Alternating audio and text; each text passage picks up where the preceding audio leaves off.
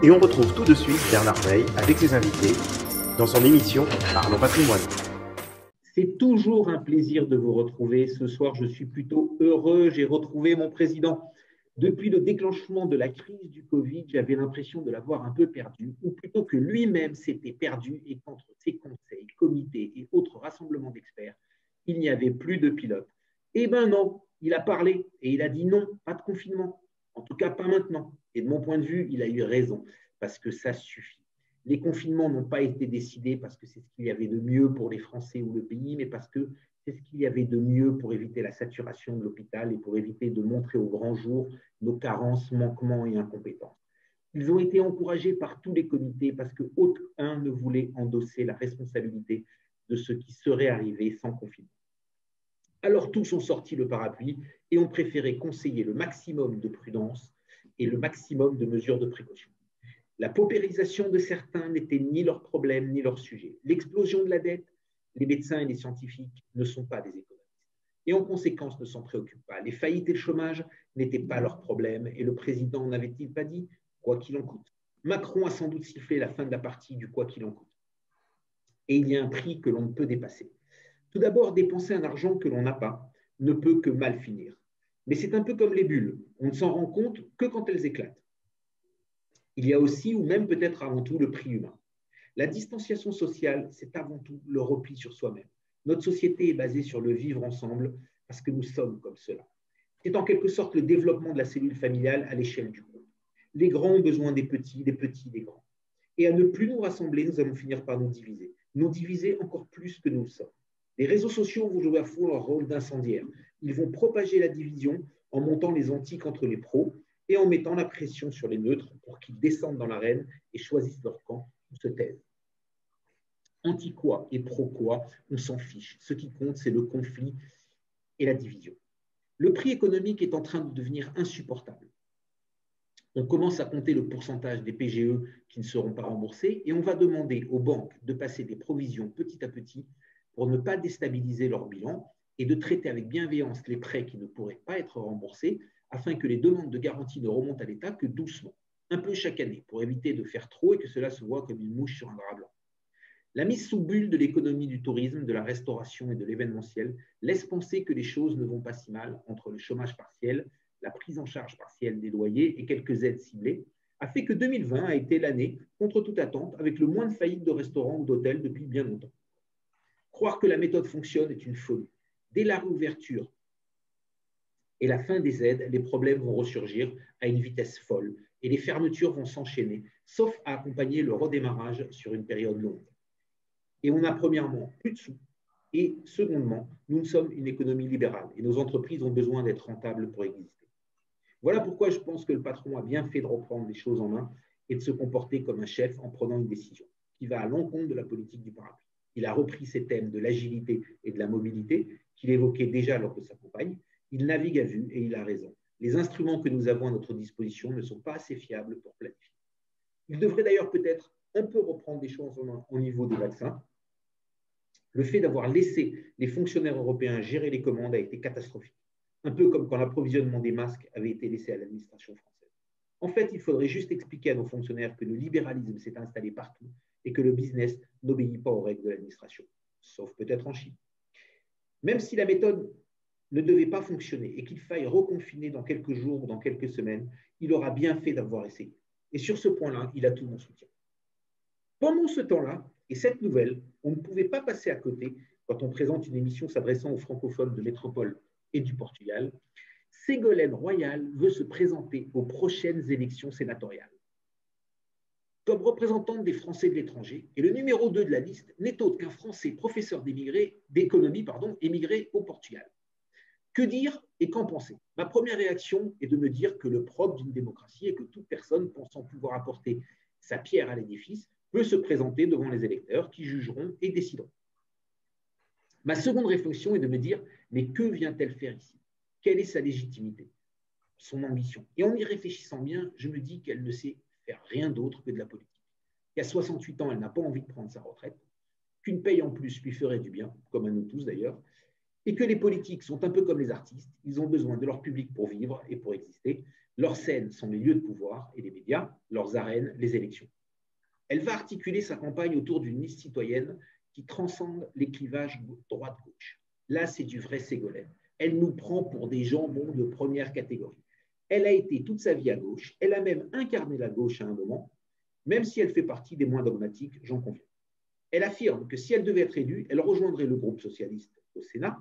Elle prend comme numéro 2 un socialiste affirmé que je salue, qui prétend que la liste est ancrée à gauche, et comme c'est pratiquement impossible que la liste ait plus que 2 élus, la fin de l'histoire sera 0, 1 ou 2 sénateurs socialistes au Palais du Luxembourg. C'est ça la liste citoyenne qui transcende les partis. Sacré Ségolène. C'est donc une liste socialiste dissidente qui veut faire croire à une liste citoyenne. Le plus drôle est que le numéro 2 de la liste n'a pas cessé de critiquer la liste citoyenne du Portugal pour les élections consulaires. Pour rappel, ce sont les conseillers consulaires qui élisent les sénateurs de l'étranger. Heureusement que le ridicule ne tue pas, nous aurions à déplorer quelques morts de plus, et il y en a déjà bien assez, et même de trop. En revanche, et je terminerai là-dessus, pour celles et ceux qui sont concernés, allez voter. Sinon, ce sera grâce ou à cause de vous. Et c'est maintenant le tour de David Calfon de Senso.is pour son traditionnel point marché. Bonsoir David. Bonsoir Bernard, bonsoir à toutes et à tous. Je suis très heureux de vous retrouver pour cette nouvelle chronique des marchés financiers. On vous avait dit que l'année 2021 ne serait pas en ligne droite. Eh bien, on ne vous avait pas menti. Après un optimisme béat fin décembre et début janvier, les marchés ont cédé au pessimisme avec un retour à la dure réalité et une prise de conscience que finalement, cette sortie de crise, on allait l'attendre un petit peu plus longtemps que prévu. Eh bien, après 3 semaines de baisse consécutive, les marchés se sont octroyés la semaine dernière un fort rebond et on commence le début du mois de février en fanfare. Alors les performances sont impressionnantes, avec des performances très homogènes finalement, puisque quelles que soient les zones géographiques, les progressions sont de l'ordre de 5% pour la semaine. Alors voilà qui suffit à ramener toutes les performances des marchés actions dans le vert depuis le début de l'année.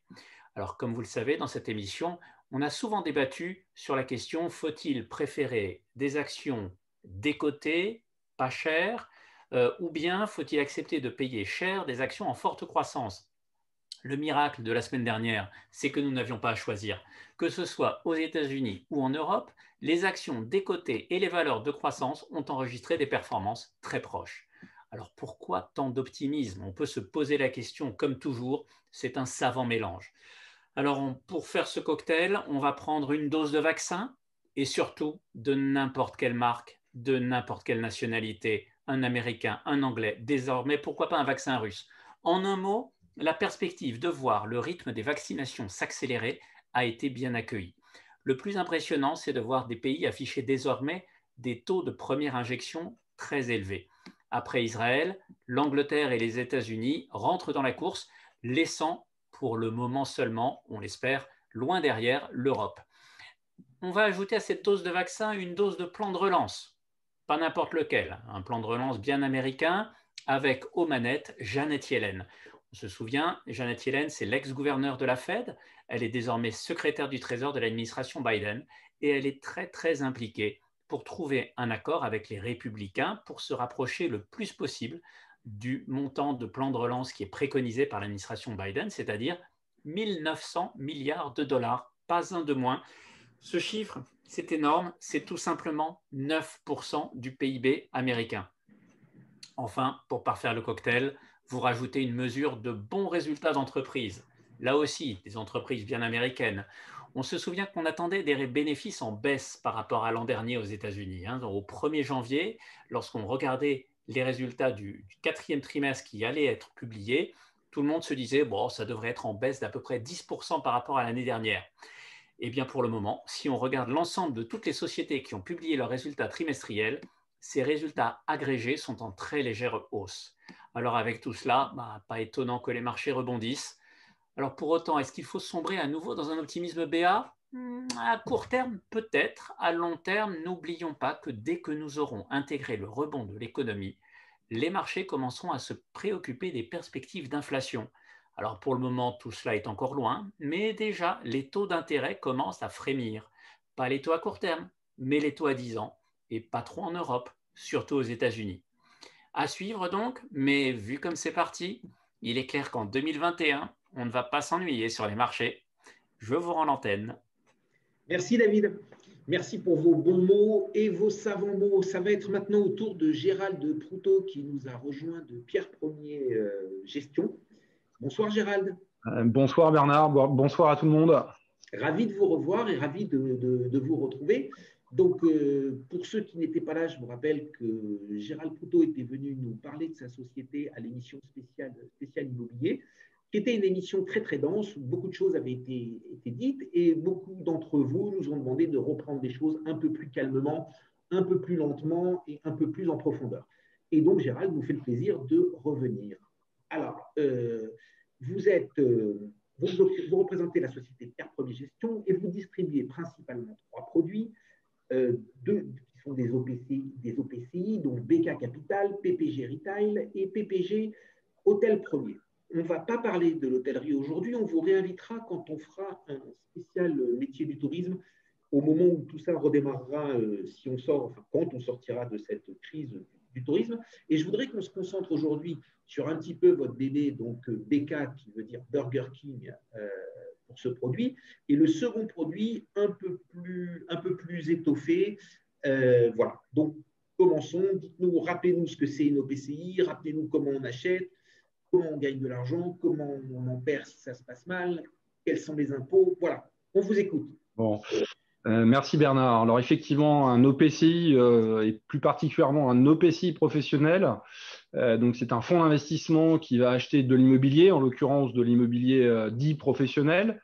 Donc pour BK, ce sont des murs de restaurants qui sont effectivement loués à l'enseigne Burger King en France. Et pour acquérir en fait ces actifs, nous allons les acheter avec 2 tiers de dette bancaire, de la dette bancaire amortissable, long terme, et une partie des fonds propres qui vont être apportés par les investisseurs. Et donc, évidemment, on est sur un fonds dit de capitalisation, c'est-à-dire que les loyers permettant de rembourser la dette bancaire vont permettre de faire progresser la valeur liquidative du fonds, puisque les investisseurs rentrent et sortent sur une valeur liquidative qui est publiée trimestriellement à partir de ce qu'on appelle le mark-to-market, c'est-à-dire la valeur d'expertise des actifs. Voilà. Donc ça, c'est pour le principe général. Donc ça se passe comment? Quand on achète une part, ou 2 parts, ou 3 parts? Alors, on achète un peu plus que 2 ou 3 parts, puisque la valeur nominale des parts est de l'ordre d'une centaine d'euros. Et donc, l'investisseur va devoir investir au minimum 100 000 euros. Hein, c'est la particularité des fonds professionnels. En remplissant bien entendu un certain nombre de conditions, 100 000 euros, et donc il va effectivement recevoir en contrepartie un certain nombre d'actions, puisqu'on parle aussi d'actions pour les OPPCI, et qu'il va pouvoir porter pendant un certain nombre d'années, je dirais. Et au moment de leur revente, puisque le principe, je l'ai dit tout à l'heure, c'est un fonds de capitalisation, le principe, c'est que, et notre souhait, c'est qu'ils sortent en plus-value, et donc en plus-value sur valeur mobilière. Et c'est là la particularité par rapport au SCPI pour lequel l'investisseur a des revenus fonciers. Là, on est dans la catégorie des valeurs mobilières de placement. Donc, en fonction du lieu de résidence de l'investisseur, en tout cas s'il est en France, ça sera une fiscalité relativement réduite, puisque c'est la fiscalité, par exemple, du prélèvement forfaitaire libératoire de 30%, où il pourra les réintégrer dans sa déclaration d'impôt sur le revenu en fonction. D'accord. Donc, juste un petit nota bene pour les gens les résidents portugais. C'est dans la catégorie des plus-values mobilières. Donc, au Portugal, ça sera taxé à 28%. Voilà.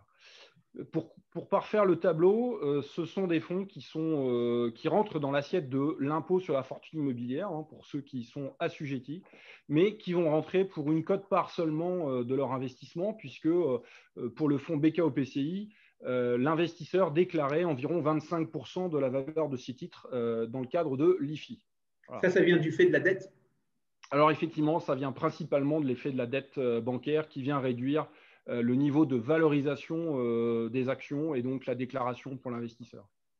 Si on parle un peu de résultats, donc prenons par exemple les 3 dernières années, quelle a été la progression donc, de cette OPCVI, donc de la valeur du portefeuille d'un acheteur? Imaginons 2018, 2019 et 2020. Alors, on pourrait même remonter un tout petit peu en amont, puisque le fonds a été créé en juin 2016. Donc, il a désormais un petit peu plus de 4 ans.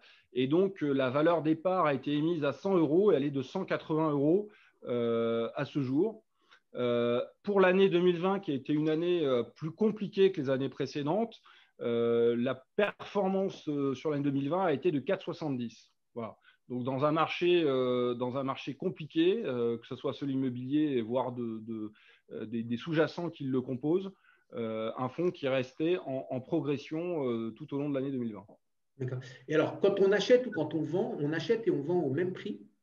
Alors, quand on achète et on vend, on rentre dans le cadre, on peut rentrer de deux façons dans un fonds de ce type, soit dans le cadre d'une souscription, donc ça c'est ce qu'on appelle le marché primaire, soit dans le cadre d'une cession de gré à gré, quand un investisseur souhaite sortir. Donc dans ce cas-là, on va sortir, on va se mettre d'accord avec lui sur le prix, et plus généralement, c'est la valeur liquidative, la dernière valeur liquidative publiée qui va opérer le marché entre l'acquéreur et le cédant.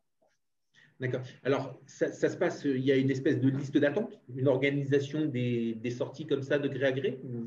C'est vous qui créez un peu ce marché? En réalité, nous ne faisons pas le marché, le marché secondaire. Il se trouve qu'en fonction, effectivement, on a déjà un certain nombre d'investisseurs potentiellement intéressés pour entrer dans ce fonds. Et donc, on fait tout simplement une mise en relation entre un vendeur et un acheteur. Mais nous n'organisons pas le marché secondaire à proprement parler, ni nous ne prenons d'ailleurs de frais dans ce cadre-là. Aujourd'hui, il y a plus de gens qui souhaitent acheter ou plus de gens qui souhaitent vendre? Où c'est neutre et il n'y a pas de tension? Alors, on dira que c'est plutôt équilibré d'une manière générale. Disons que c'est souvent l'opportunité qui fait que vous avez des gens qui vous disent ah, bah, effectivement, on a envie de rentrer.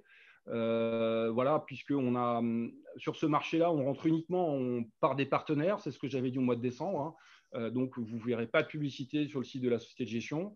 Donc, c'est tout simplement quand on a quelqu'un qui émet le souhait de vendre, à ce moment-là, on se rapproche de l'un ou l'autre partenaire intéressé pour faire entrer l'un de ses clients. D'accord.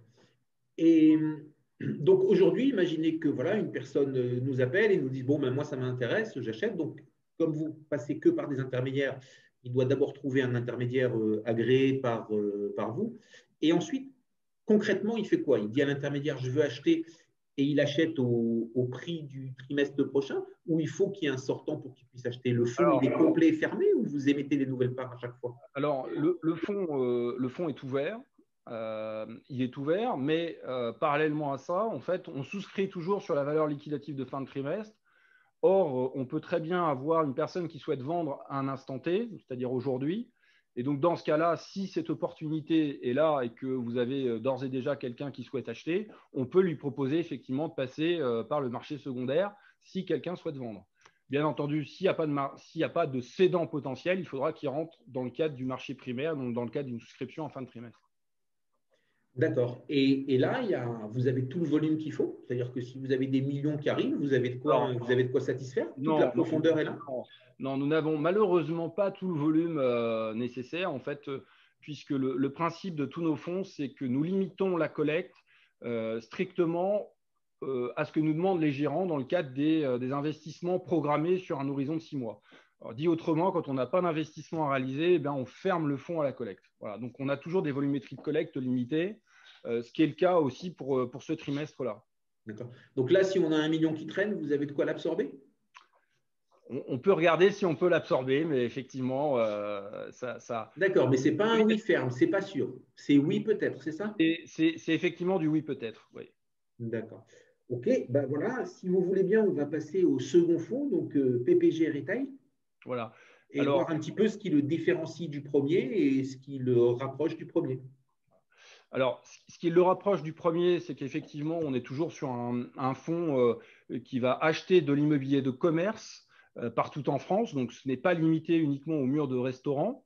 Sa particularité, c'est qu'aujourd'hui, plus de 50% des actifs du fonds, en fait, sont des murs loués à l'enseigne Grand Frais, qui est une enseigne alimentaire que l'on considère comme étant de qualité en France. Et donc aujourd'hui, ces actifs, y compris leurs loyers, représentent plus de 50% des loyers du fonds. Donc on a un fonds avec une teinte très forte sur de l'alimentaire de qualité. Et ce que j'avais déjà précédemment expliqué, c'est qu'une stratégie en fait, qu'on avait mise en œuvre dès fin 2018, c'est-à-dire bien avant en fait, la période Covid. Et d'ailleurs, c'est ce qui nous a permis en fait, d'avoir une performance de l'ordre de 4,70 en 2020. Alors, inférieur à nos niveaux d'attente, bien entendu, puisqu'on est plutôt sur un fonds avec un objectif de performance de plus de 8% par an. Mais en tout cas, ça a apporté une forte résilience, en fait, la perception des loyers dans le cadre du fonds. Alors, attendez, je vous interromps. Que je comprenne bien, pour faire ces 8%, comme vous avez une partie des acquisitions qui se font à crédit, donc il y a une partie des 8% qui vont venir tout simplement du paiement des loyers, une autre partie qui va venir par le remboursement du crédit et donc l'augmentation de la valeur nette de la part, et une troisième partie qui va éventuellement venir de l'augmentation de la part du foncier. C'est comme ça que ça s'articule? Alors, ça peut effectivement se passer comme ça. Dans les faits, pour que la valorisation des actifs immobiliers progresse, il y a deux facteurs, sans rentrer dans des facteurs trop techniques, mais c'est où les loyers, en fait. Il faudrait qu'on ait une forte progression des loyers. Je ne pense pas que ça soit la tendance à moyen terme, en tout cas. Ou alors qu'on ait une baisse des taux d'intérêt, puisque ça peut aussi rentrer en compte dans les méthodes qui sont utilisées par les experts. Donc, pour le moment, en fait, nous supposons que cet objectif de 8% se fait sans revalorisation des actifs immobiliers. Donc, uniquement par les loyers? Uniquement par les loyers, effectivement, avec l'effet de levier de la dette. D'accord. Et quand vous achetez, donc vous avez systématiquement une rentabilité qui vous permet de faire ça? Alors, la rentabilité cible du fonds est de 6,50 acte en main, c'est-à-dire net de tout frais et de commission. D'accord. Et donc, le 1,50 supplémentaire, il vient de l'effet de levier de la dette, c'est ça? Oui, alors, puisqu'en réalité, à ce 8%, c'est du 8% net, il faut imaginer que vous avez des frais de gestion et de fonctionnement. Donc, quand je vous annonce un 8% net, c'est effectivement déduit des frais de gestion et de fonctionnement du fonds notamment. Voilà. Et donc, si cette année, enfin l'année passée, en 2020, vous n'avez pas tenu ce 8% d'objectif, c'est parce que vous avez dû faire des concessions sur les loyers suite aux événements du Covid? Oui, effectivement, pour une partie des locataires, il y a eu des mesures d'accompagnement qui ont été mises en place, avec souvent des contreparties, notamment sur la durée des baux, mais qui ont visé pour partie à des abandons de loyer, effectivement. D'accord. Donc, Grand Frais, c'est le premier partenaire de PPG Retail et il représente combien de pourcentage de l'OPCI? Alors, un peu plus de 50% en fait, hein, de la valeur des actifs et des loyers globaux du fonds. D'accord. Et le reste, les autres Alors, les locataires sont des enseignes nationales. On a d'ailleurs un graphique dans nos rapports de gestion qui illustre assez bien ça, puisqu'on est aussi bien sur l'équipement de la maison, il y a aussi de l'équipement de la personne. Il y a une forte dilution en termes d'enseignes nationales et une forte dilution aussi en termes de locataires. Mais les locataires restent des enseignes nationales. Très bien. Eh bien, il ne me reste plus qu'à vous remercier. Cette fois-ci, c'était beaucoup plus clair. On a pris le temps. J'ai vu pendant votre temps de parole pas mal de questions venir. Je crois que vous êtes bon pour revenir une troisième fois, peut-être pas tout de suite, mais voilà, j'ai vu des questions bien techniques venir, donc sans doute quelques personnes bien intéressées. Merci beaucoup, Gérald, et à très bientôt pour une nouvelle émission. Excellente soirée. Merci. C'est maintenant au tour de Karine Rochterme qui nous a rejoint. Karine, il faut que vous déverrouillez votre micro. Voilà. Voilà, là, on devrait vous entendre. Bonsoir, Karine. Bonsoir. Comment allez-vous? Je vais très bien, merci. C'est une bonne nouvelle. Ravi de vous avoir. Alors, je vais vous présenter parce que c'est la première fois que vous venez nous voir. On en est très, très heureux et on vous remercie d'avoir accepté notre invitation. Vous êtes diplômé d'une école de commerce française et titulaire d'un MBA de Pennsylvanie en finance internationale.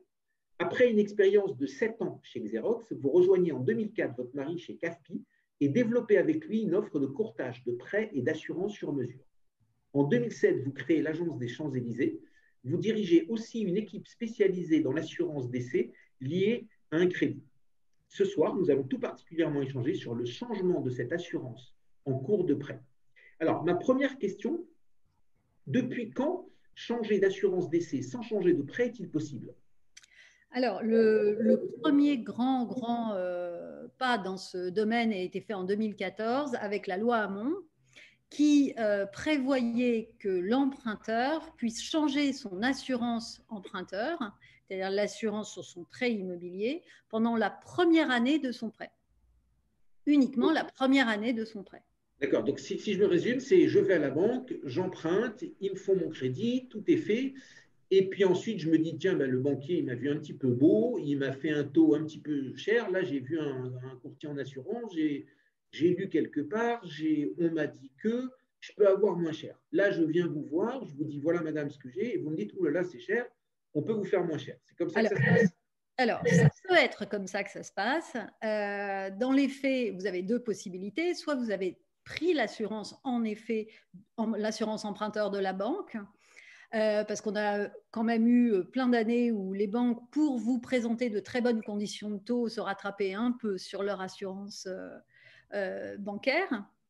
Et du coup, vous vous dites, ah bah tiens, je pourrais peut-être baisser le coût de mon assurance emprunteur. Ça, c'est une possibilité. L'intérêt, ça peut être le coût, mais vous avez aussi une démarche qualitative. C'est-à-dire que grâce à cette loi, vous pouvez tout à fait trouver quelqu'un, en tout cas c'est notre travail, d'analyser l'assurance qui a été faite par la banque en amont et voir s'il y a des compagnies d'assurance externes qui peuvent mieux nous couvrir. Je m'explique, la majorité des compagnies d'assurance derrière les partenaires bancaires, les banques vous couvrent sur l'incapacité de travail, mais à partir de 66% d'invalidité. Or, nous, on est capable d'assurer les gens à partir de 33% d'invalidité, ce qui s'appelle l'invalidité partielle permanente. Par exemple, vous perdez l'usage d'un de vos yeux, vous n'êtes pas à 66% d'invalidité pour la sécurité sociale. Alors que je peux vous assurer qu'il y a bon nombre de métiers qu'on n'arrive plus à faire avec qu'un seul œil, ou en tout cas pas rémunérés de la même façon. Eh bien, nous, on va avoir non seulement cette démarche de coût comme tout courtier d'assurance, mais aussi comme nous sommes experts en prêt immobilier et en assurance de prêt, puisque CAFPI, dès 10 ans de création, c'est-à-dire il y a 40 ans, s'est spécialisé dans l'assurance, le courtage d'assurance de prêt.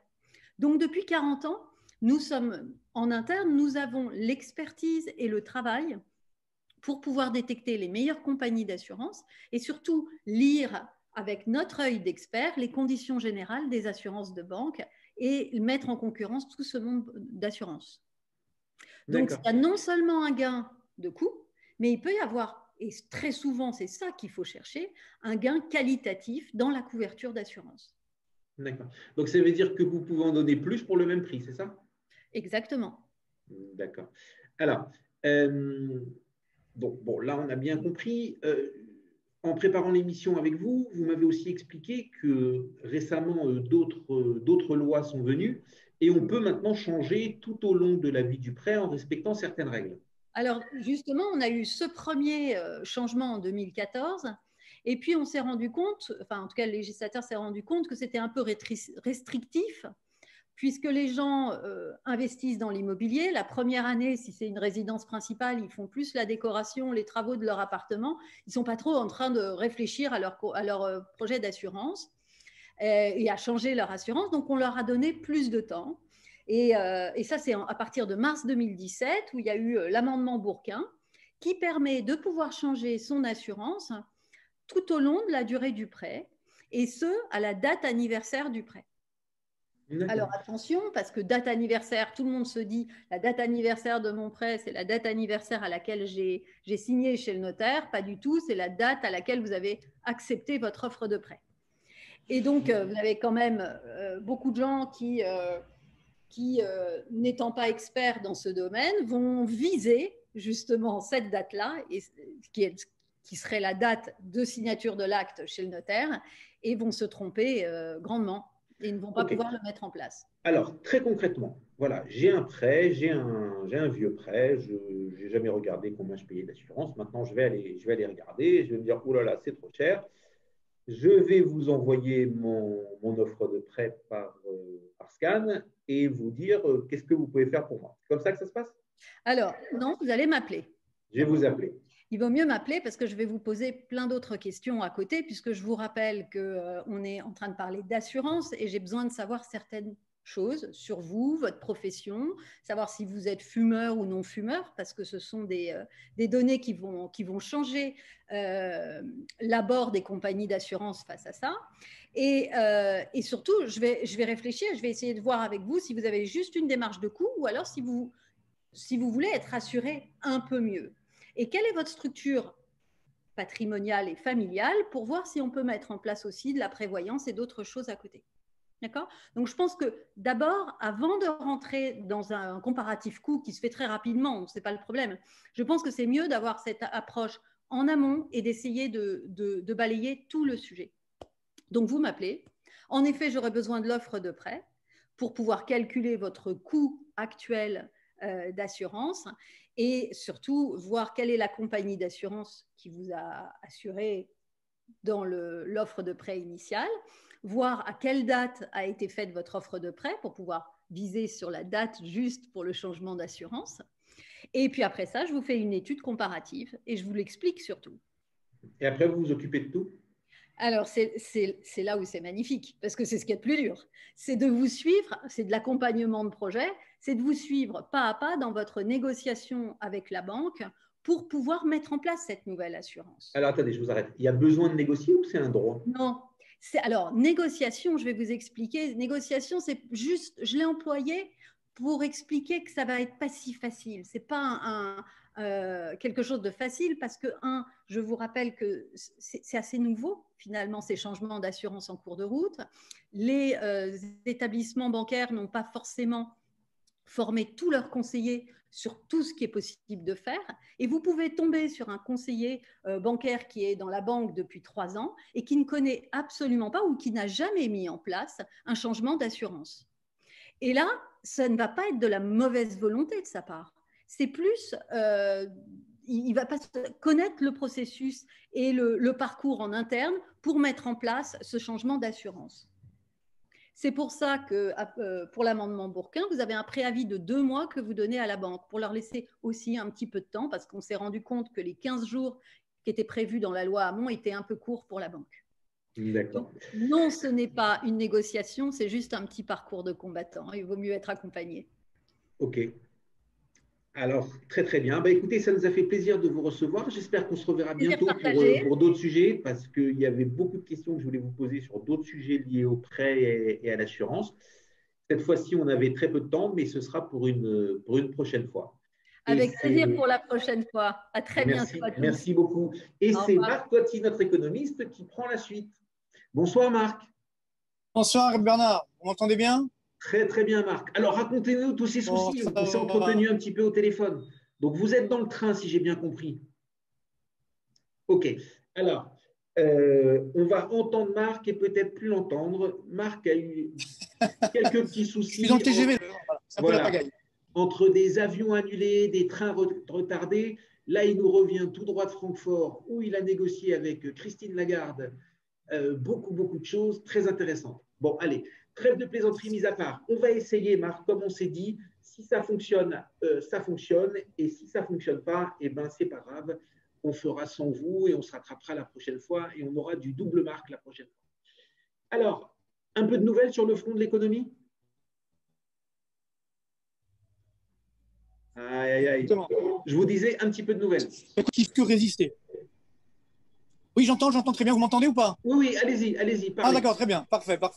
Oui, donc la grande surprise de ces derniers jours, c'est quand même l'économie américaine qui, au mois de janvier, malgré tout ce qui s'est passé, malgré la pandémie, malgré l'investiture un petit peu problématique de Biden, l'économie américaine fait encore mieux que l'économie chinoise. C'est-à-dire qu'on a eu des indicateurs avancés de la croissance qui montrent que la croissance américaine redémarre très fortement. Et donc, aujourd'hui, c'est même le leader en termes de croissance au niveau mondial, ce sont les États-Unis. Donc, c'est assez impressionnant.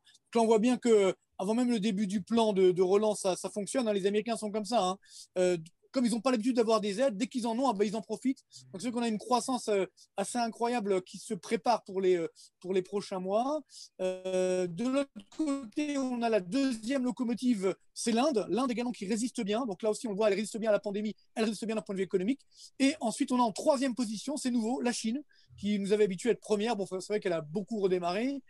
Donc là, aujourd'hui, elle se calme un peu. Alors, je vous rassure quand même, ils auront encore au moins entre 8 et 9% de croissance cette année. Ce serait quand même pas mal.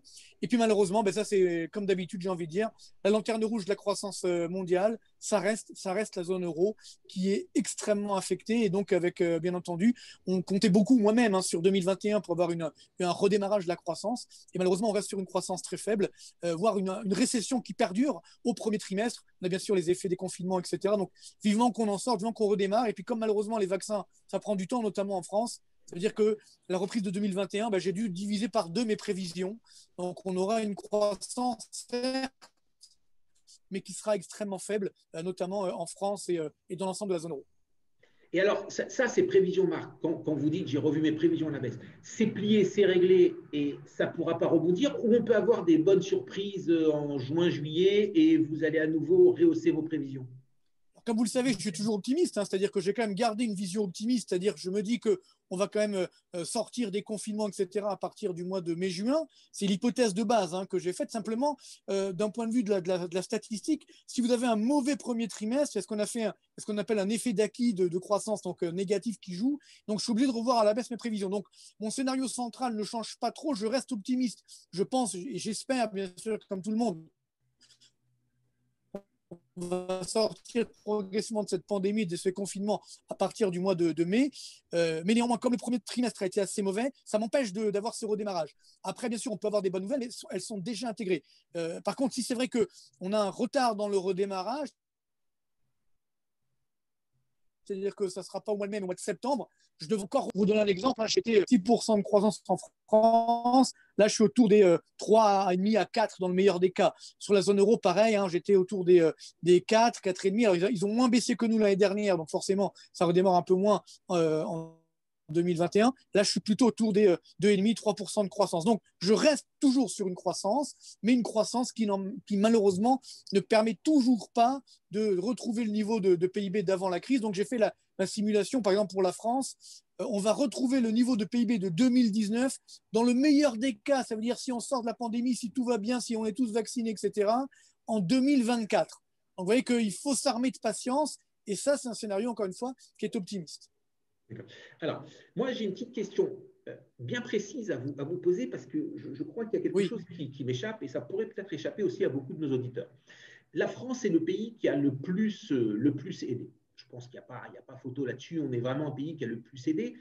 Du fait de cette aide, vous nous expliquez il y a 15 jours qu'on est rentré dans le peloton des 5 pays les plus endettés de la zone euro. Maintenant, tout cet argent qui a été donné aux gens, distribué aux entreprises, cet argent, il aurait dû créer de la croissance. Elle est où, cette croissance de cet argent? Non, c'est ça qui est dramatique, si vous voulez. Alors, l'année dernière, la dette publique française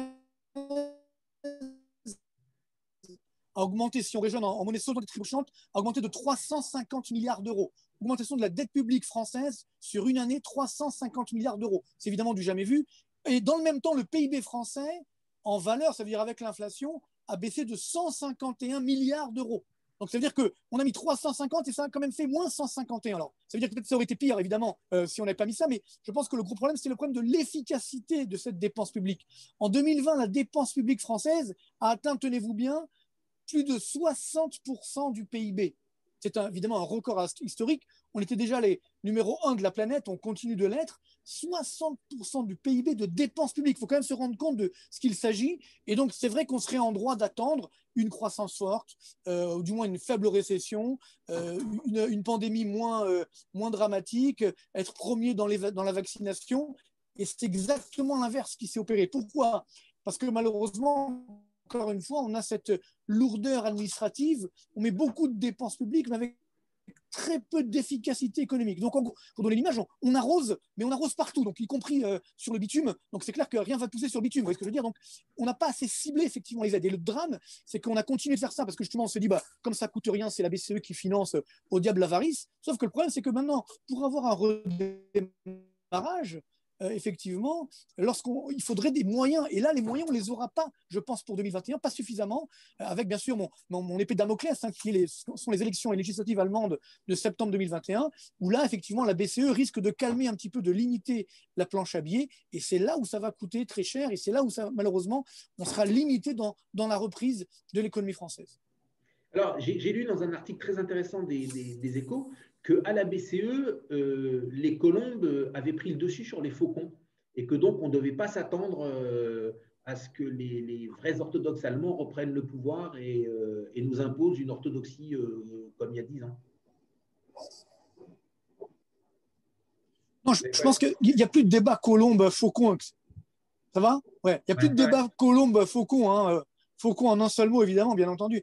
Mais je veux dire, aujourd'hui, non mais c'est vrai, parce qu'il y en a des vrais, malheureusement, il y en a beaucoup, hein, notamment en France, mais bon, on ne dira pas lesquels. Donc tout le problème, c'est que aujourd'hui, la BCE, elle a joué son rôle, entre guillemets, elle a effectivement sauvé le système, sauf que son bilan, le bilan de la Banque centrale européenne a augmenté. On est aujourd'hui à 7 000 milliards d'euros du bilan, donc notamment de dette publique, plus de la moitié de dette publique, sachant qu'on était à moins de 1 000 milliards d'euros quand on a créé la zone euro. Donc cette augmentation du bilan de la Banque centrale européenne, évidemment dangereuse, et Madame Lagarde ne cesse de le répéter, on ne pourra jamais effectivement annuler la dette. Et donc globalement, heureusement d'ailleurs, et clairement la BCE, sans vouloir jouer les faucons justement, elle devra mécaniquement limiter la planche à billets. Dès qu'on espère on va sortir de cette pandémie, ça ne servira plus à rien d'avoir cette planche à billets aussi pléthorique. Donc elle sera obligée de la limiter. Et je pense que M. Macron va tout faire pour que ça continue jusqu'au printemps 2022. Et c'est là où ça va faire mal, parce que quand Mme Merkel ne sera plus là, donc à partir de septembre 2021, les Hollandais, etc., vont commencer à mettre leur grain de sel. Donc ça risque d'être un petit peu compliqué pour la fin d'année, le début 2022 en France. Alors, on commence à entendre parler d'inflation. Oui. Un petit peu. Alors, on parle des taux américains à 10 ans qui montent, on parle du pétrole qui remonte, des matières premières qui remontent. Et voilà. Et donc, tout ça qui pourrait à nouveau provoquer quelque chose qu'on n'a plus vu depuis très très longtemps, donc une inflation des prix à la production. Qu'est-ce que vous en pensez ? Oui, alors moi je ne crois pas à un retour de l'hyperinflation. Par contre, c'est clair que l'inflation, elle commence à augmenter. Il y a déjà des effets de base, c'est-à-dire qu'on part de très bas, et puis surtout, comme vous l'avez bien dit, les cours des matières premières commencent à augmenter. Non pas qu'il y ait une demande mondiale forte, même si elle redémarre, mais il y a des pénuries qui sont là. Donc on a un petit redémarrage de la demande, heureusement d'ailleurs, et les pénuries sont toujours là, donc mécaniquement, c'est l'offre et la demande, les prix ont tendance à augmenter. Donc oui, l'inflation va augmenter, je pense qu'on pourrait atteindre 2%, voire 3% d'ici la fin 2021, et ça, c'est pas du tout dans les cours. Notamment, vous l'avez dit, sur les taux d'intérêt à long terme, et si les taux d'intérêt à long terme remontent un petit peu, évidemment, on va casser la croissance, notamment chez nous, en France et en Europe. Donc c'est ça qui est extrêmement dangereux et qui est particulièrement coûteux pour notre économie, notamment pour la reprise. Donc c'est vrai que cette inflation, je pense qu'elle va redémarrer. Il n'y aura pas d'hyperinflation, mais il faut se préparer quand même à un scénario de remontée progressive de l'inflation. Quand vous dites entre 2 et 3% d'inflation, vous parlez de la France et de l'Europe ou des États-Unis ? Je parle des deux. Alors, aux États-Unis, c'est toujours un petit peu plus élevé parce qu'effectivement, un peu plus de tension, puis un marché du travail qui est un peu plus tendu. Mais néanmoins, on aura chez nous également entre deux. Vous voyez, l'inflation allemande, par exemple, elle est remontée déjà à 1%. Elle était négative il y a quelques semaines, donc le mois dernier, en fait, elle est remontée là à plus de 1%. Donc ça va très vite, hein, d'autant qu'on a un effet de base, on part de très bas, donc la remontée peut aller très très vite. Et ça, c'est pas du tout dans les cours. Donc je vois très vite les marchés, ça aussi, ça peut être un élément un petit peu de panique. Je crois, comme d'habitude, ils vont exagérer cette panique, mais en tout cas, c'est sûr que l'inflation va redémarrer un peu partout dans le monde. Un petit peu d'inflation, un petit peu de hausse des cours, ça peut être favorable aux banques, non ? Oui, alors bon, au niveau des banques, le problème, c'est l'endettement qui est énorme. Et donc, clairement, il va falloir digérer la sortie de crise. Tous ces PGE qu'on a fait en France, par exemple, donc les plans garantis par l'État, prêts garantis par l'État, l'État va rembourser, c'est sûr, mais si les 10% ne sont pas remboursés, ça va commencer à coûter cher aux banques. Donc, il y a eu beaucoup d'endettements qui sont là. Je pense qu'il n'y a pas de risque sur les banques françaises, notamment en termes de faillite ou autre.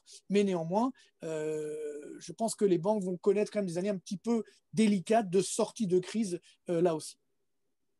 Très bien. Et alors après, toujours un petit peu une espèce d'arlésienne ou une espèce de serpent de mer qui revient régulièrement comme ça, là aussi au gré des articles. la japonisation de l'économie européenne, qui serait un petit peu l'antithèse de l'inflation. Vous en pensez quoi? Oui, alors bon, il y a deux grands enjeux, hein. Déjà, le Japon, il ne faut pas oublier que c'est une économie qui est évidemment très vieillissante, hein. La population même baisse au Japon, parce qu'il y a plus de morts que de naissances.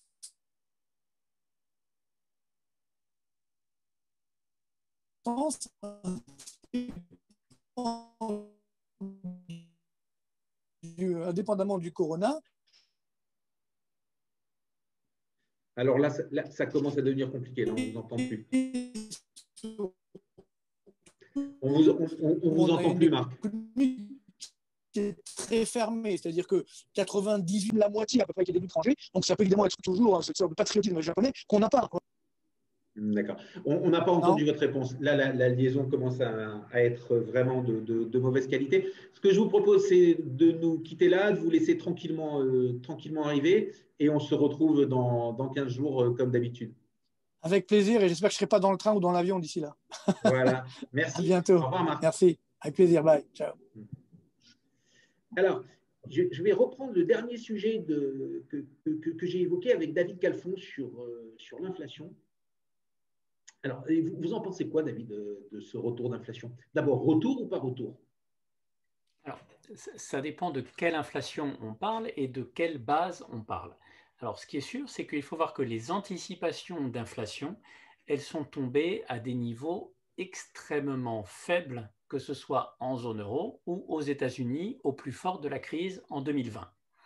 Donc, si vous me demandez, par rapport à ces anticipations d'inflation qui étaient très basses, est-ce qu'on va avoir plus d'inflation? Je vais vous répondre oui.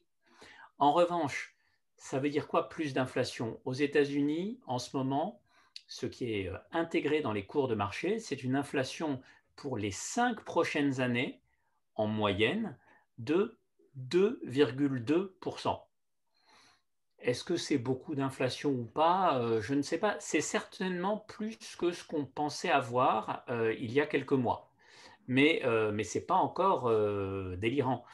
En zone euro, on est en train d'imaginer probablement avoir quelque chose autour de 1,2, 1,3% d'inflation. Vous voyez que même si on est remonté, puisqu'à un moment donné, on s'attendait même à une inflation qui était négative dans la zone euro, eh bien, malgré cela, on se retrouve à des taux d'inflation qui sont encore très nettement inférieurs à ce qu'attend la Banque centrale européenne, ou du moins à l'objectif de la Banque centrale européenne. Donc, j'ai envie de dire, plus d'inflation que ce qu'on attendait au pire de la crise, oui. Est-ce que pour cela, il faut s'attendre à une flambée inflationniste forte comme on l'a connue, pas dans les années 80 quand même pas, mais est-ce qu'on peut passer à une inflation très fortement au-delà des 2% qui est la cible des banques centrales? Non. Est-ce que maintenant, ce changement de perception, si on prend les États-Unis, on attendait 0,50% d'inflation, on est maintenant à 2,2%. Est-ce que pour autant, ça peut suffire à déstabiliser les marchés? Temporairement, peut-être. Durablement, non. D'accord. Et ce pétrole qui monte, c'est-à-dire que globalement, quand la pandémie a été déclenchée, le baril s'est effondré. Rappelez-vous de cette histoire où on a même eu des ventes à terme à des prix négatifs parce que les traders ne pouvaient plus conserver le pétrole. Dans ce sillage-là, les compagnies pétrolières, leur cours s'est effondré. Juste pour faire simple, elles ont à peu près dévissé de moitié. On a vu un total passer de grosso modo 50 à peu près 25. Et pour les autres majors du pétrole, c'est la même chose. Là maintenant, on a un baril de pétrole qui est remonté autour de 60. Donc qui est plus cher qu'avant le déclenchement de la pandémie, ou à peu près au même prix. Et on sait que le pétrole et les matières premières, c'est un vecteur d'inflation à la production. Donc, vous en pensez quoi? Alors, et c'est ce qui, d'ailleurs, à mon avis, participe à nourrir ces remontées d'anticipation d'inflation. Mais malgré cela, encore une fois, je le précise, d'abord, le baril, il a rebondi fortement, mais il faut voir que si on prend sur une période de 1 an, bon, voilà, on n'est quand même pas sur des hausses exponentielle.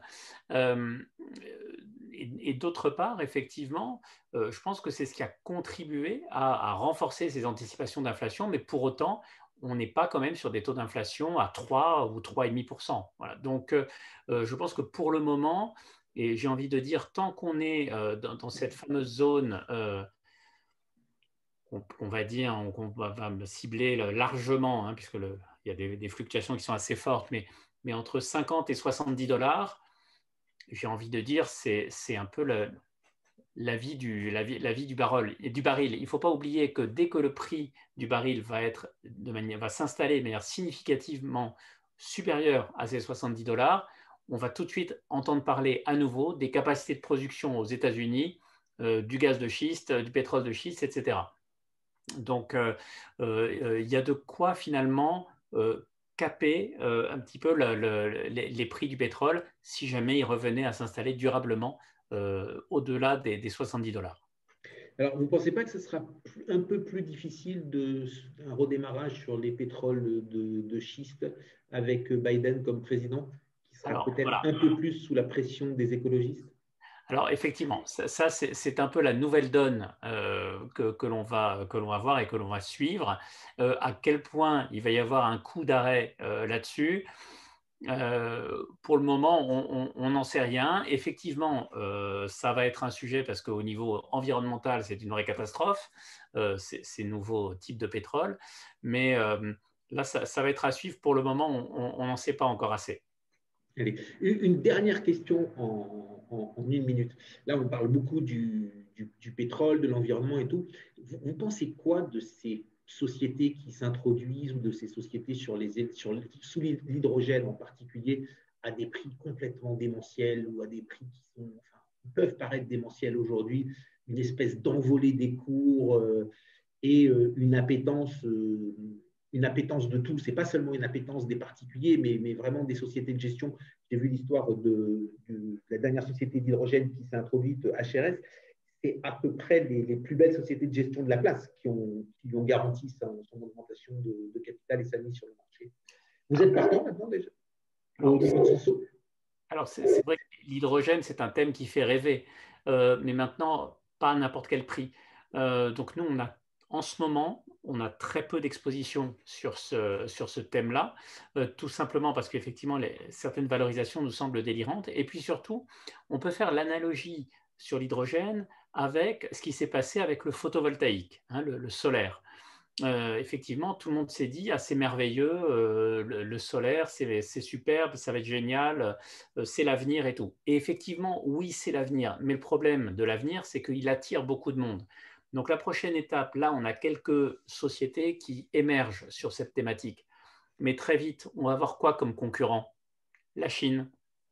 Et donc, ils vont arriver, ils vont faire comme ils ont fait avec le photovoltaïque, ils vont essayer d'évincer les acteurs américains et européens, ils vont venir, ils vont casser les prix. Cette nouvelle concurrence va donc abaisser les prix, ce qui donc est une bonne nouvelle pour nous consommateurs, parce ça veut dire qu'on aura une énergie beaucoup plus propre à horizon palpable, mais pour autant, pour les sociétés actuelles, ce n'est pas forcément une bonne nouvelle. Donc, c'est un thème, effectivement, où il y a eu beaucoup d'emballement.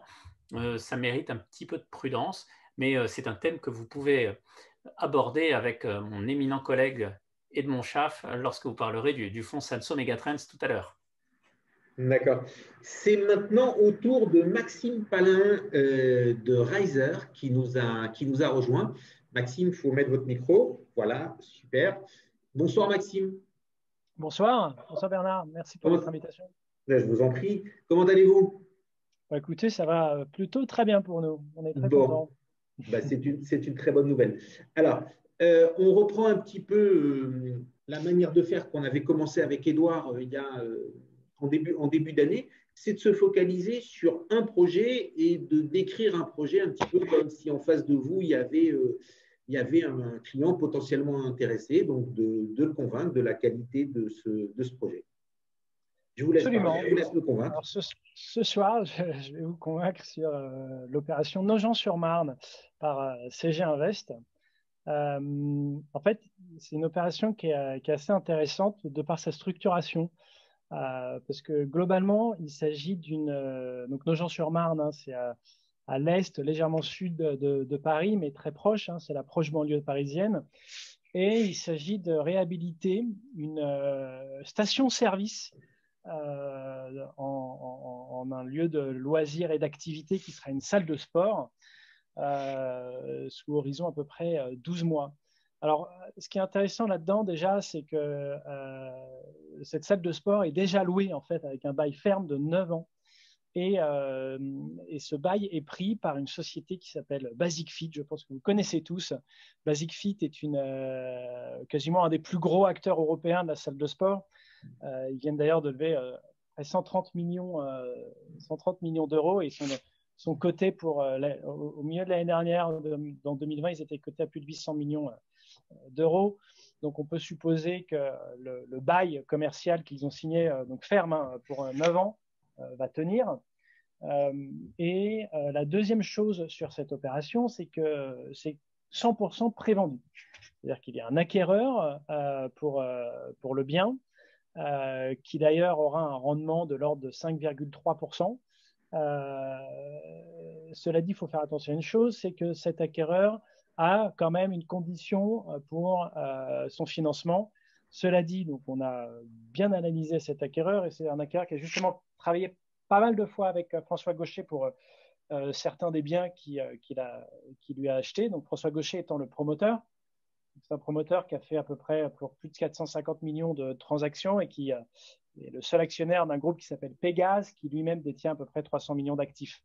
Donc on est face à quelqu'un qui est un grand professionnel, qui a fait des bureaux, de l'hôtellerie et beaucoup de choses, et avec un groupe assez important finalement.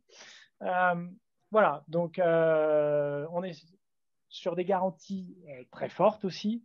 Donc c'est une opération qui globalement avait un coût de revient de 3,9 millions d'euros sur donc 3,9 millions d'euros, pardon, 2,9 millions d'euros et un chiffre d'affaires de 4,6, donc une marge relativement élevée, de l'ordre de 30%.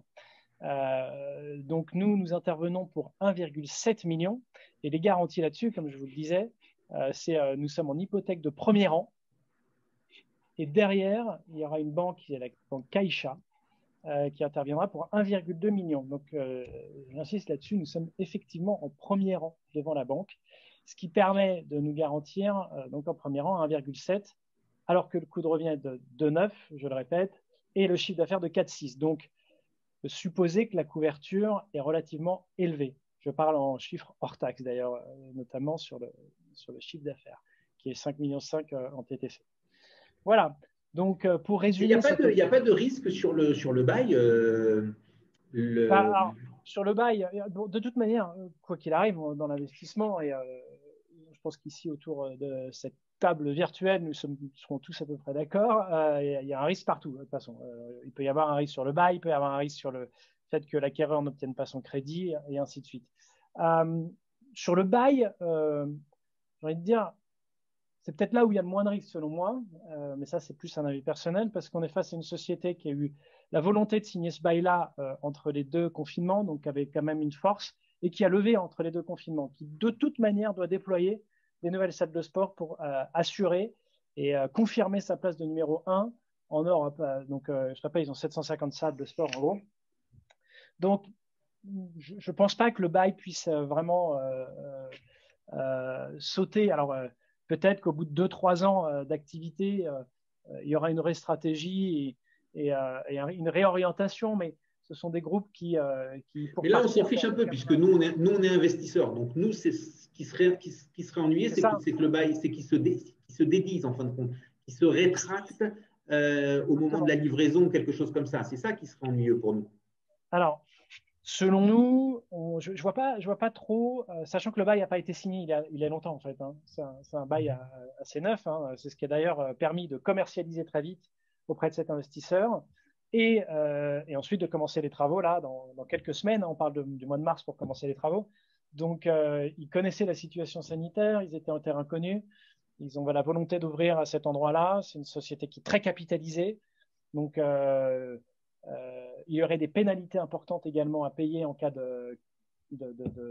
s'ils n'assuraient pas le bail, donc leurs engagements. Donc, selon moi, le risque, il ne sera pas là. Alors, quand bien même il y aurait un risque sur le bail, il ne faut pas oublier qu'on est en hypothèque de premier rang sur une opération qui sera vendue donc pour un financement de 1,7 million pour une opération qui s'est vendue à 5,5 TTC. Donc, on est très garanti sur cette opération. D'accord. Voilà. Donc, pardon. Donc, effectivement, on n'est pas collatéralisé avec techniquement une salle de sport. C'est plus la structure. C'est-à-dire qu'on finance un promoteur qui va construire un bien pendant un peu moins d'un an qui est déjà vendu. Et donc, ce bien, ça s'avère que c'est une salle de sport, mais on peut supposer ou même espérer d'ailleurs que la crise sanitaire dans un an sera suffisamment derrière nous pour que les salles de sport aient pu réouvrir. Mais ça, c'est aussi un avis personnel. Je pense que ça sera le cas, mais on ne sait pas tellement comment ça sera dans l'avenir. Mais de toute manière, ce n'est pas vraiment la salle qu'il faut regarder, c'est plus effectivement la solidité de l'acquéreur et la solidité du bailleur. Et donc, comme toujours, si on veut souscrire, on met le code promo French Radio 2021. Absolument. Vous mettez le code promo pendant votre inscription. Si jamais vous êtes déjà inscrit et que vous ne l'avez pas mis, vous pouvez nous envoyer un email à contact@treasures.com. On vous en fera bénéficier. Et ensuite, en quelques minutes, donc déjà, ce qui est important, c'est que vous pouvez consulter tout le contenu en ligne et je vous invite à le faire et éventuellement à nous poser des questions sur le forum ou sur notre téléphone. On est disponible bien sûr pour vous répondre et ensuite si vous souhaitez investir et que vous êtes convaincu, le bouton vert investir, vous suivez le process, ça prend à peu près 2 minutes, 3 minutes et vous serez investisseur. Donc le taux d'intérêt est de 10% sur cette opération sur une échéance. Pardon ? Ça fait partie des taux les plus hauts plutôt. Ça fait partie des taux hauts. Notre moyenne chez Razer sur tout Razer, c'est 9,7 à peu près. Donc oui, effectivement. Et donc, la durée est de 24 mois. Donc, c'est une opération de promotion pour nous assez classique.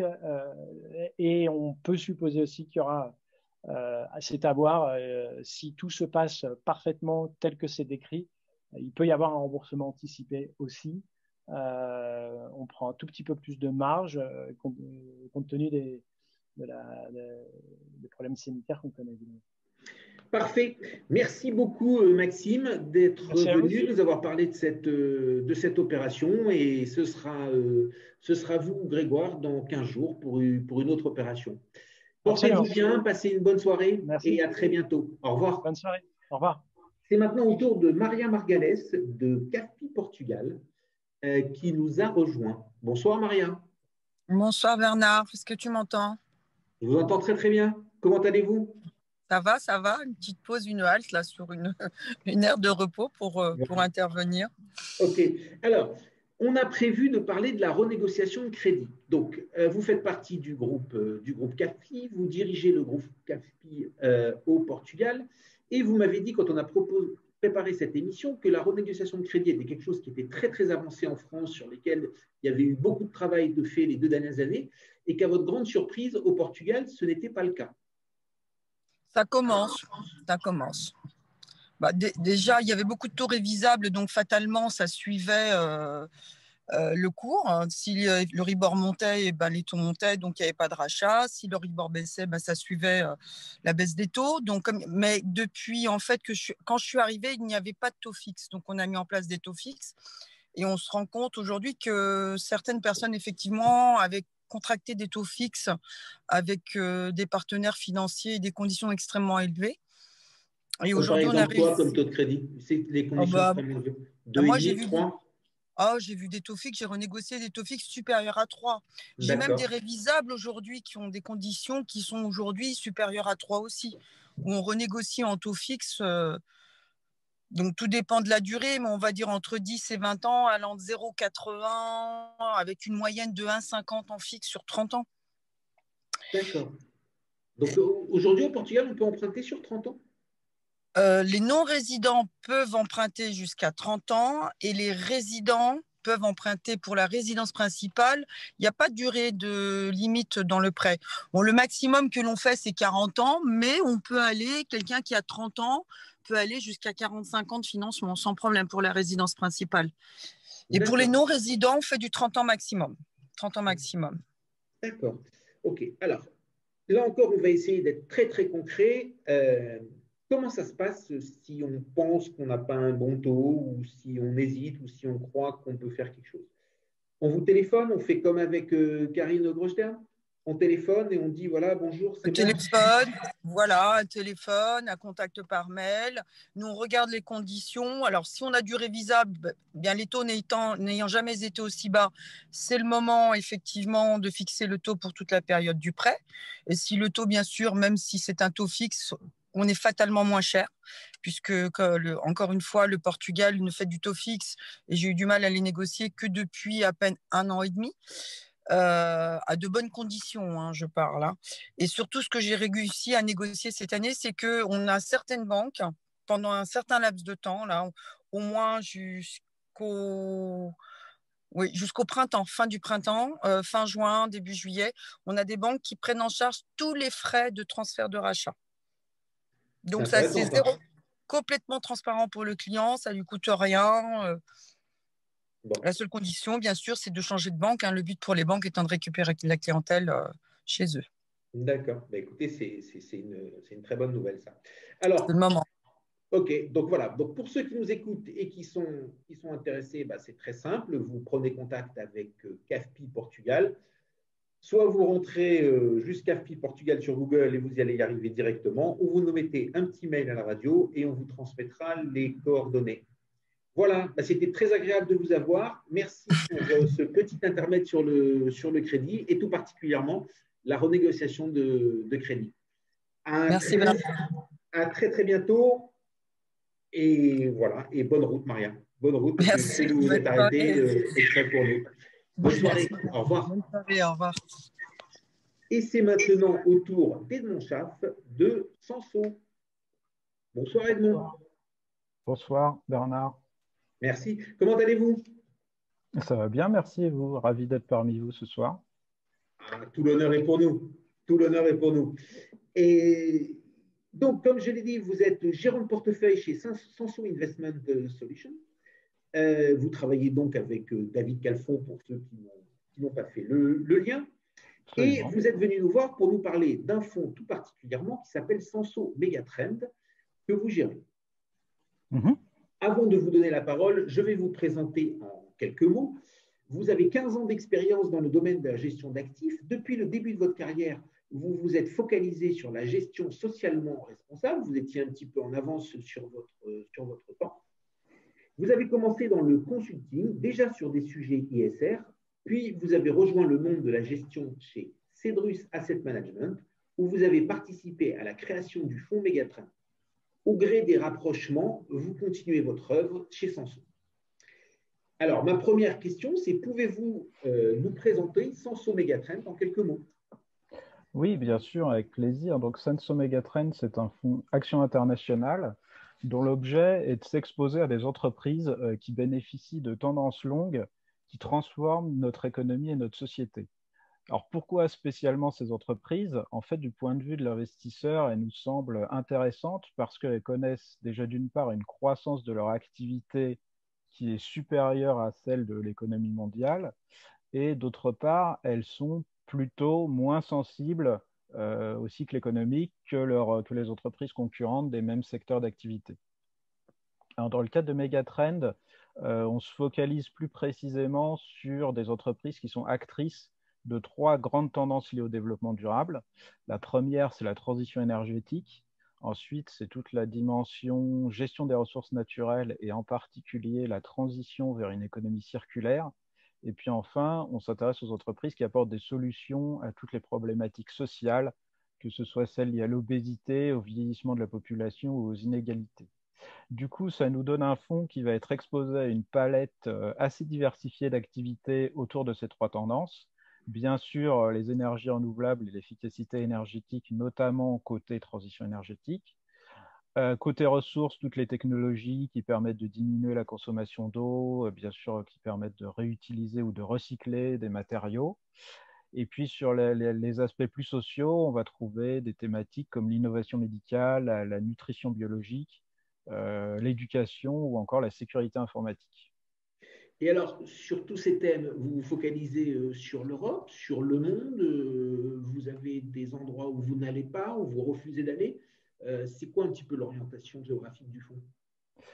Alors le fonds est un fonds global, donc on se focalise sur le monde, à la fois, je dirais, les pays développés et les pays émergents. Donc on est très large et donc on a une exposition, bien entendu, aux États-Unis qui est importante, hein, qui est de l'ordre de 60% du portefeuille à peu près. Et donc on s'interdit, je dirais, aucune région particulière. Alors, si vous avez 60% de votre portefeuille aux États-Unis, vous avez automatiquement un impact dollar. Est-ce que les positions sont couvertes ou non? Alors non, les positions ne sont pas couvertes, donc on supporte le risque de change, ce qui est aussi d'ailleurs le cas de la très très grande majorité de nos concurrents et de l'indice auquel on se compare. D'accord. Ça vous a coûté des points de performance l'année passée alors?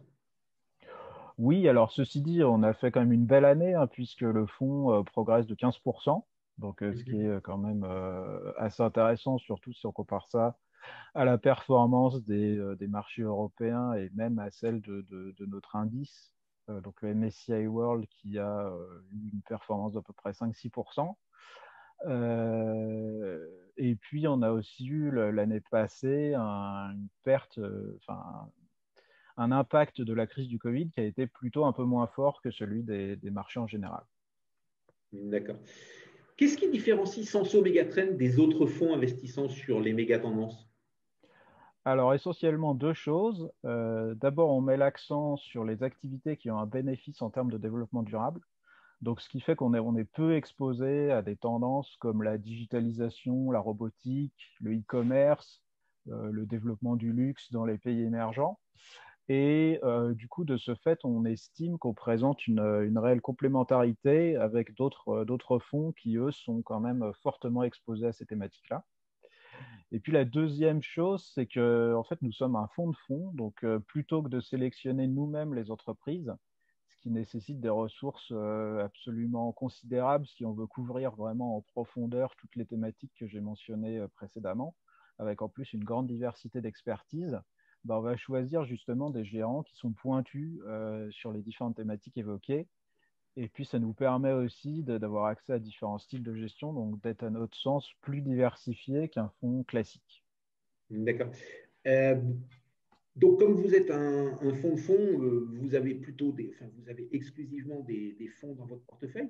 Est-ce que vous pouvez nous donner quelques exemples d'abord de fonds que vous possédez dans votre portefeuille, donc en fin de compte d'autres sociétés de gestion spécialisées dans les domaines que vous couvrez, et après peut-être quelques exemples de titres que ces sociétés ont dans leur portefeuille, qu'on arrive à mettre un peu des noms sur ce mégatrend.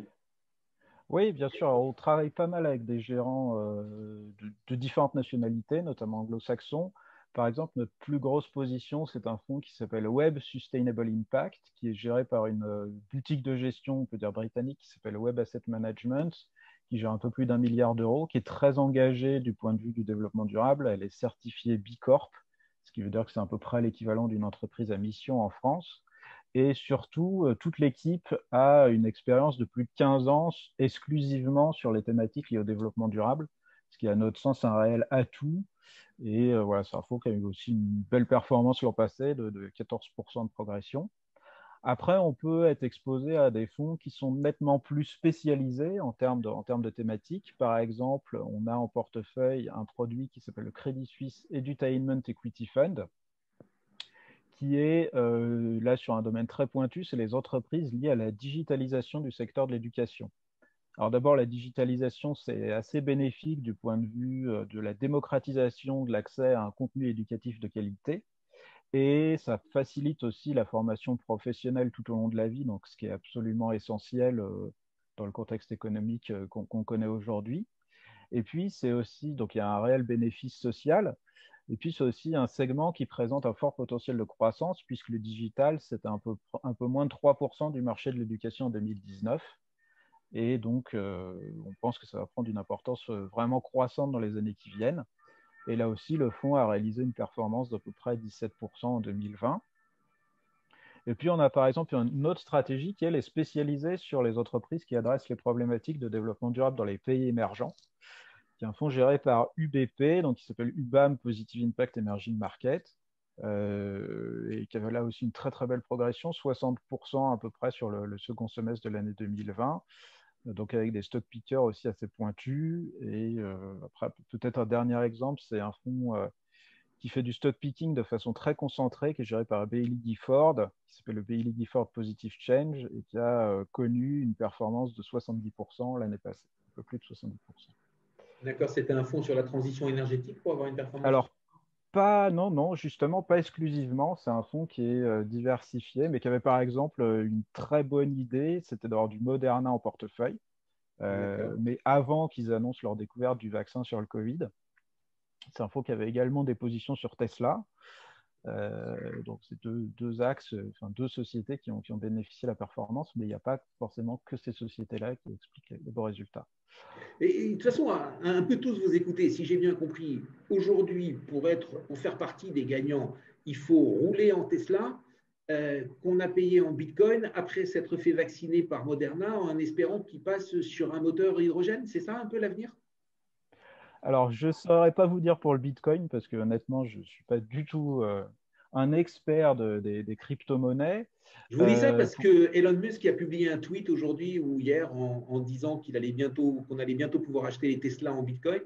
Et le Bitcoin a bondi à 43 000 $. Oui, j'ai vu qu'il y avait un très fort mouvement sur le Bitcoin, mais je n'avais pas fait le lien, je ne savais pas qu'il y avait un tweet d'Elon Musk.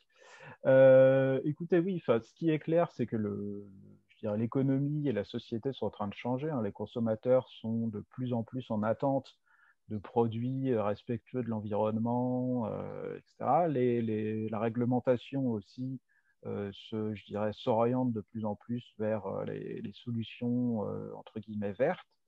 Et donc, effectivement, pour vous donner du coup quelques exemples de sociétés qui, à notre avis, sont des bénéficiaires de cette tendance-là, dans le domaine des énergies renouvelables, on peut penser à Vestas, qui est un leader mondial de la production de turbines éoliennes. Les énergies renouvelables, il faut savoir que c'est devenu très compétitif économiquement vis-à-vis des autres sources de production d'électricité.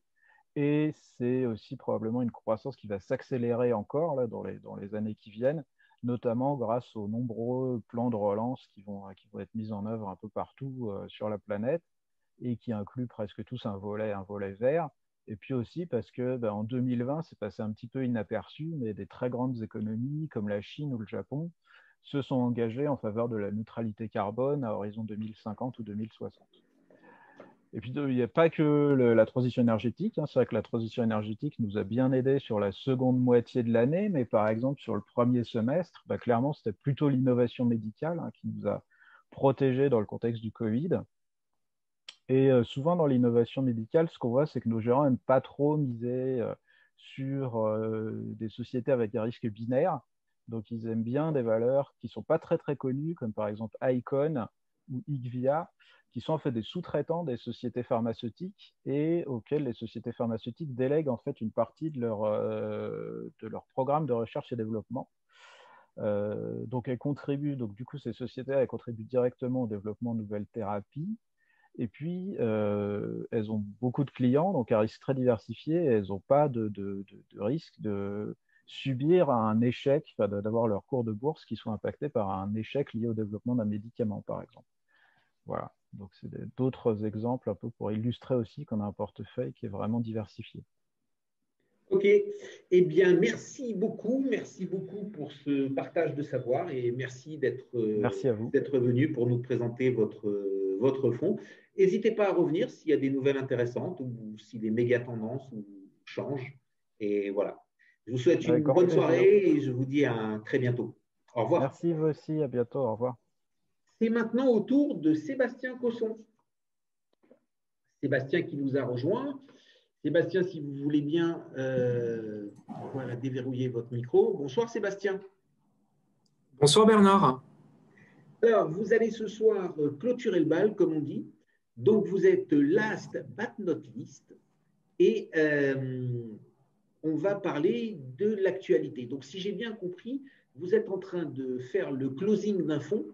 Et donc, c'est les derniers instants possibles pour vous rejoindre dans cette nouvelle aventure de ce fonds.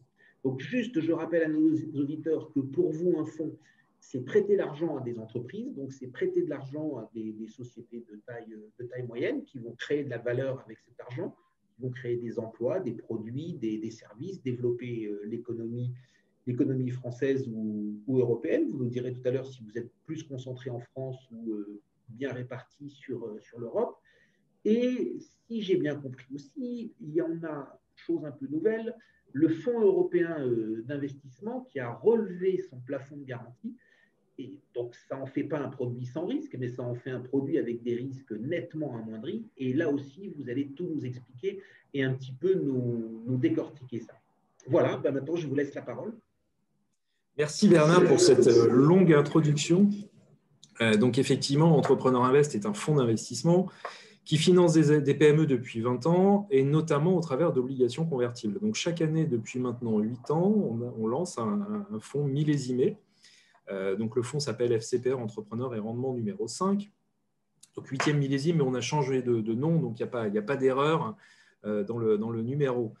Ce sont des fonds qui financent les PME uniquement en obligations convertibles. Donc l'obligation convertible a pour avantage de renforcer le bilan d'une PME sans générer la dilution liée à une augmentation de capital. Donc on est sur du quasi-fonds propre, ce qui permet d'aller chercher des rendements beaucoup plus importants que sur des produits obligataires classiques. Donc à titre d'information, les rendements de ces obligations convertibles s'élèvent en général entre 10 et 12% par an sur des maturités de 5 ans. Donc ce sont des rendements élevés qui ne correspondent pas au risque de crédit, qui ne correspondent pas au risque lié au défaut des entreprises, mais qui répondent vraiment à cette logique de quasi-fonds propres. Donc pour répondre à votre question, on finance des PME qui sont françaises, qui font en général entre 10 et 50 millions d'euros de chiffre d'affaires et qui sont rentables et qui veulent accélérer leur croissance, donc croissance organique ou croissance externe. Et on pense que 2021 sera une année assez riche de ce point de vue-là. Alors effectivement, depuis maintenant avril 2016, on bénéficie d'une garantie du Fonds européen d'investissement. J'imagine que tous les auditeurs entendent parler chaque semaine de ce fameux plan de relance européen et puis au final, personne ne sait à quoi ça correspond concrètement. Concrètement, une partie de ce plan de relance est dans les mains du Fonds européen d'investissement et nous avons donc une assurance qui nous permet en fait d'obtenir une garantie sur chacune des lignes obligataires que nous avons en portefeuille. Pour prendre un exemple très concret, quand on finance une PME, quand on lui prête 1 million d'euros, aujourd'hui, avec la garantie historique du Fonds européen d'investissement, on avait l'assurance de ne pas perdre plus de 500 000 euros. On avait une garantie à 50%. Et effectivement, je vous informe en avant-première que, logiquement, au mois de février, une signature de cet accord aura lieu et nous aurons une garantie à 70%. C'est-à-dire que autant on pouvait perdre jusqu'à 500 000 euros auparavant, aujourd'hui, on ne pourra plus perdre que 300 000 euros sur un investissement d'1 million. Donc, cette garantie, elle ne bouge pas du début à la fin et pendant la durée de vie de l'obligation, on va bien entendu toucher des coupons obligataires. Donc, plus le temps passe et plus le risque diminue. Donc, l'objectif de nos fonds, c'est d'être diversifiés sur une vingtaine d'entreprises différentes.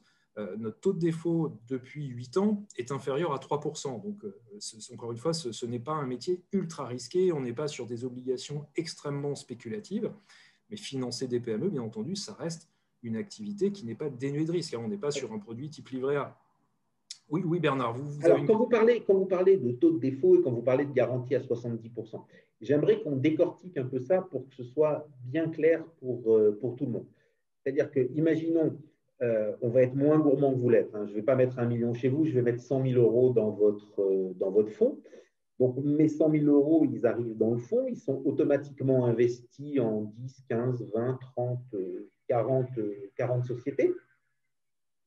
Et donc, toutes ces sociétés vont commencer leur vie d'obligataire avec leurs dettes. Elles vont vous payer des coupons. Les coupons qu'elles vous payent sont semestriels, annuels, toujours semestriels, ou il n'y a pas trop de règles? Alors, en général, les coupons sont payés chaque trimestre. Donc, tous les trimestres, on va récupérer les coupons. Il faut savoir qu'on va investir l'ensemble du portefeuille sur une durée de 18 mois. Là, le mois dernier, on a fait le premier investissement. Donc, dans une société qui s'appelle Béton Solutions Mobiles. Vous pourrez trouver des informations et même un podcast avec le dirigeant de cette société sur notre site internet, donc entrepreneurinvest.com. C'est une société qu'on accompagne depuis 2014, qui a connu une croissance extrêmement importante. Aujourd'hui, elle fait plus de 110 millions d'euros de chiffre d'affaires et elle est rentable, elle est très rentable. L'objectif étant de doubler de taille à horizon 3-4 ans. Donc ça, c'est le premier investissement. Et donc, on va déployer les capitaux collectés. On va collecter environ 50 millions d'euros sur ce fonds et on va déployer ces capitaux sur une vingtaine d'entreprises d'ici le mois de juin 2022. Le fonds, lui, a une durée de blocage de 6 ans. Ça, c'est un des inconvénients du fonds pour les investisseurs qui souhaitent nous faire confiance. Les capitaux sont bloqués pendant 6 ans et donc on rembourse les porteurs au terme de ces 6 ans.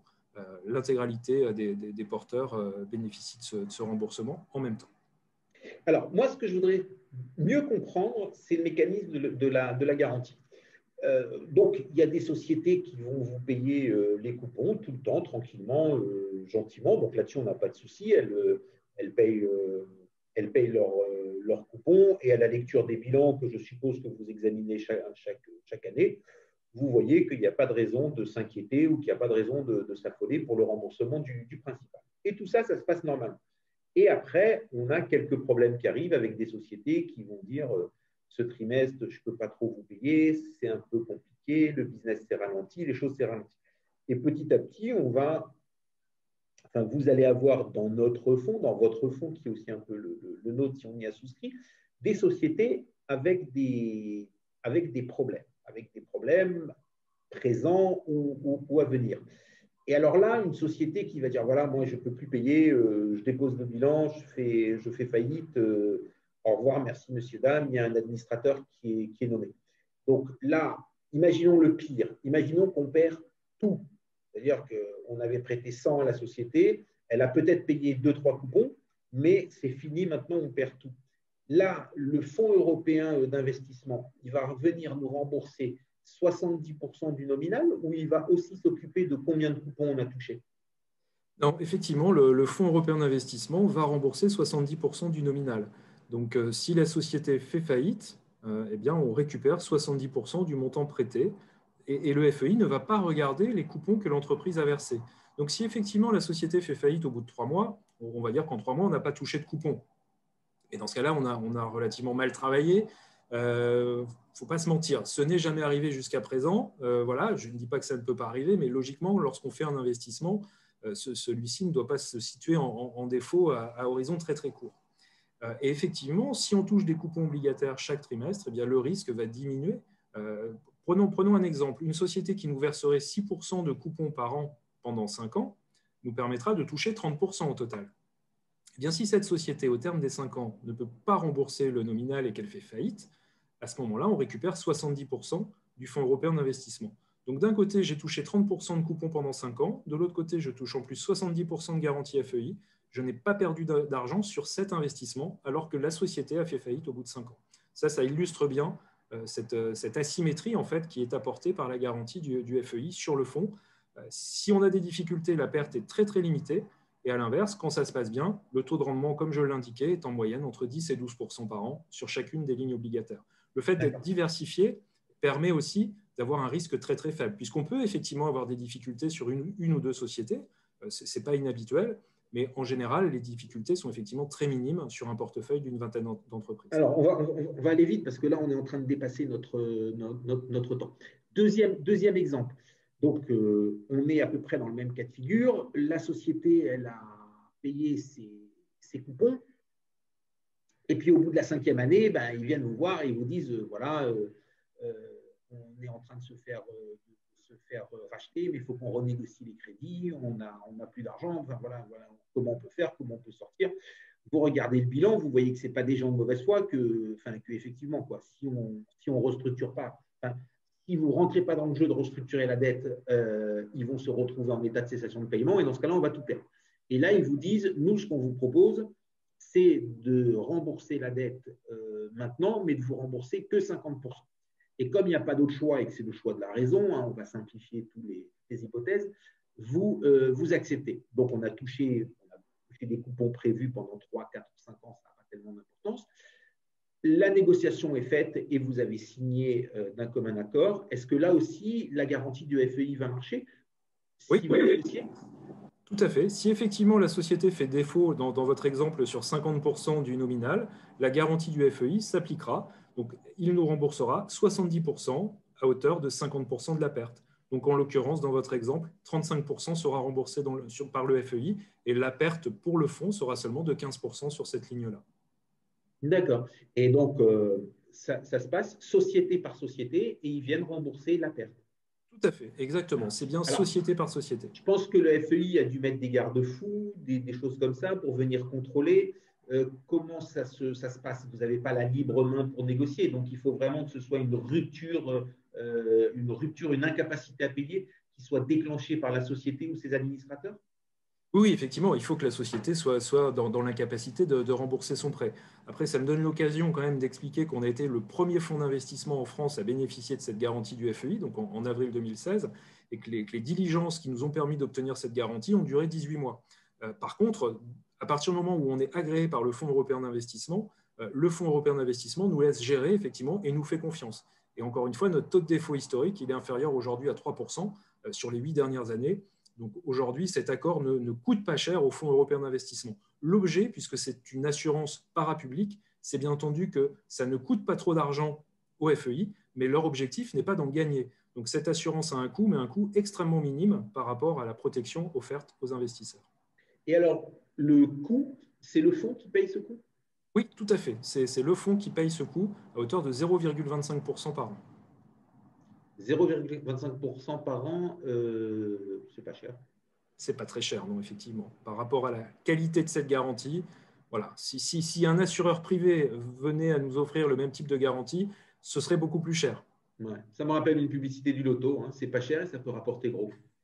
Voilà. Et bien, sur ces bons mots, on va se quitter. Merci beaucoup, Sébastien, d'être venu nous expliquer ça. On vous dit à très vite. Vous êtes un peu chez vous dans cette émission. Et vous viendrez nous parler du début du lancement et probablement d'autres projets et d'autres choses, d'autres fonds que vous présenterez à nos auditeurs. Merci beaucoup. Merci. Thierry, on vous rend l'antenne. On a 4 minutes de retard, comme les braves. Voilà. Il paraît qu'il faut s'excuser à partir de 5 minutes. Donc, on ne dira pas pardon pour ce soir. La French Radio. Portugal.